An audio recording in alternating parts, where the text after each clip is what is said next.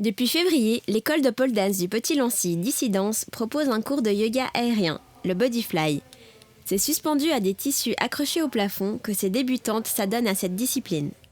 Le principe de ce cours, c'est de faire des mouvements qui mélangent à la fois des postures de yoga, de pilates et de danse. Et du coup, on va à la fois chercher du stretching, du renforcement musculaire et des postures où on cherche vraiment à avoir une bonne tenue du corps avec les épaules basses, les abdos engagés, vraiment être dans le gainage. Ce qui est le plus intéressant en fait avec le bodyfly, c'est que ça permet justement d'avoir de la souplesse et du renforcement musculaire tout en étant dans un cours ludique où on a justement se balancer et on profite d'être dans un hamac. À la fin, on a le petit côté relaxation, dans son cocon et on se détend.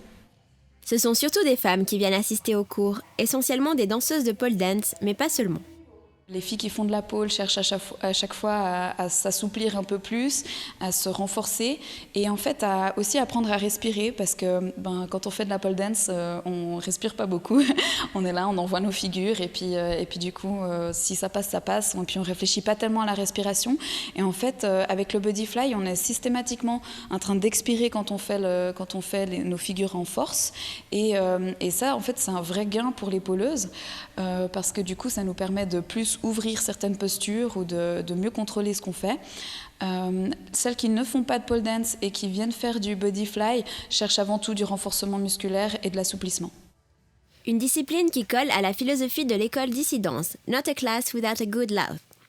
C'est super important d'avoir une ambiance où il y a de l'entraide, ce qui se fait beaucoup, où il n'y a pas de... T'as vu comme elle est faite, t'as vu comme elle est habillée, t'as vu qu'il y a un bourrelet qui ressort, c'est pas du tout le style de la maison.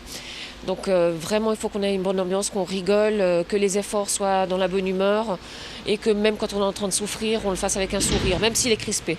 C'est avec un studio de 80 mètres carrés seulement que Fiona Frick crée son école de pole dance en 2014.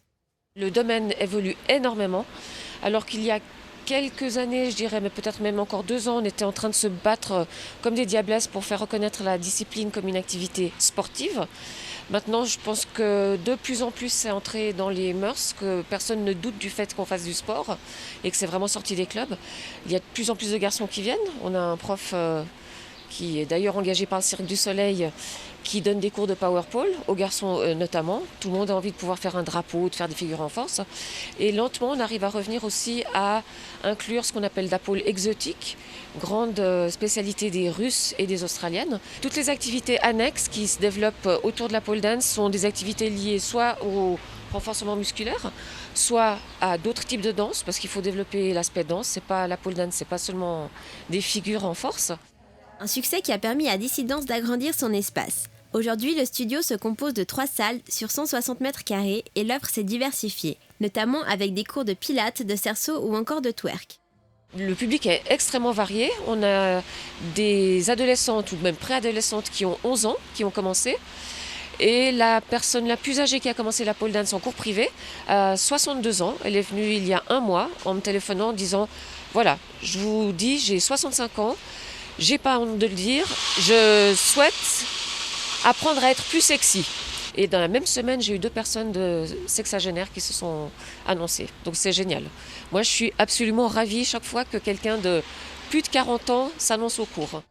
L'école propose également des workshops animés par de grands noms de la discipline. Le prochain stage aura lieu le 1er mai à l'occasion des championnats suisses de pole dance. Dans ce cadre-là, on accueille des guests. Il y aura notamment Allegra Bird, qui est vice-championne de France en titre, qui donnera des cours de chorégraphie en hamac, c'est inédit. Et d'autres guests qui vont venir donner d'autres workshops en équilibre et en pole dance aussi.